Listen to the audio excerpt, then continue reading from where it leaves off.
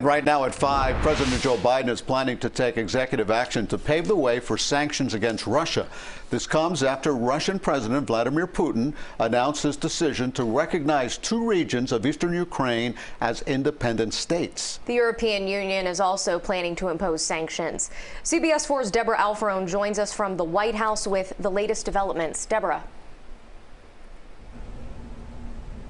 Elliot and Carly, there are so many developments. They're coming in so quick. So the latest, you were just talking about those sanctions specifically, and those would be separate from any sanctions if Russia does invade Ukraine. But the fact that Vladimir Putin is now recognizing those 2 areas, that is a huge, huge situation. And really, it could be a flashpoint that sets off the biggest conflict in Europe since World War II.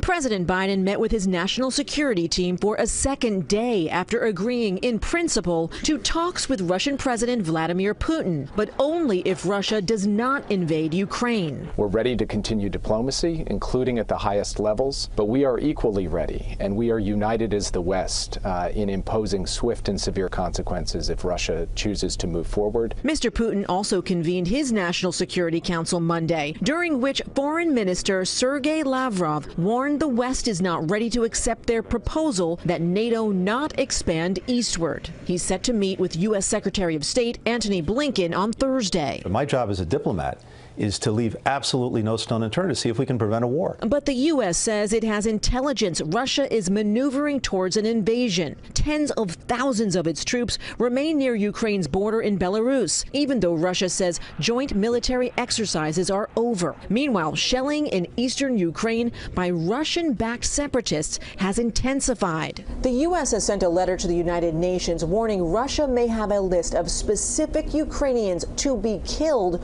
or sent to camps following a military occupation. My mom is still there, my wife's father is still there, and just a lot of friends, and it's been really hard. Members of North Carolina's Ukrainian-American community expressed concern for loved ones back home. The U.S. has deployed thousands of troops to NATO allies in the region, though the president has said he will not send U.S. forces into Ukraine if Russia invades.